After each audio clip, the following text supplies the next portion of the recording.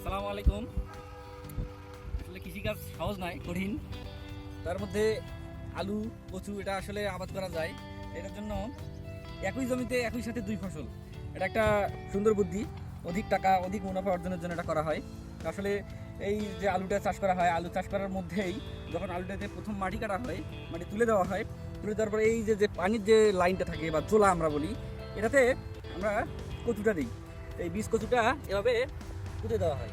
তো তারপরে যখন আলুটা তোলা হয়, আলুটা তুললে তখন কচুর গাছ বড় হয়ে যায়, এতটুকু হয়ে যায়। তো একসাথে হয়ে যায়, কিন্তু তখন কি হয়, আমরা আলুটা নিয়ে নেই, আলুটা নিয়ে নেওয়ার পর কচুটা, তারপরে কচুটাতে আবার মাটি কেটে দেওয়া হয়। তার মানে একসাথে দুইটা হচ্ছে এখানে, তাতে আমাদের অধিক মুনাফা অর্জন হচ্ছে।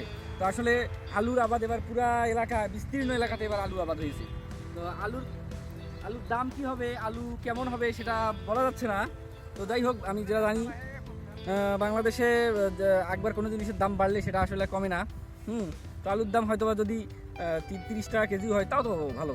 আবার তার মধ্যে আমরা কচু দিচ্ছি। আসলে কচুটা একটা মৌসুমি এটা একটা সবজি, যেটা আসলে ওই সময়ই শুধু খাওয়া হয়, বর্ষাকালে।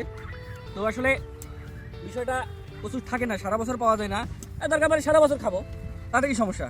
তো আসলে অত্যাধিক লাভের জন্য আসলে এটা করা হয়।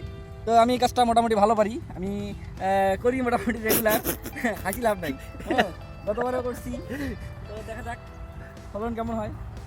সো সবার জন্য শুভকামনা, থাকুন কৃষির সাথে। আল্লাহ হাফেজ।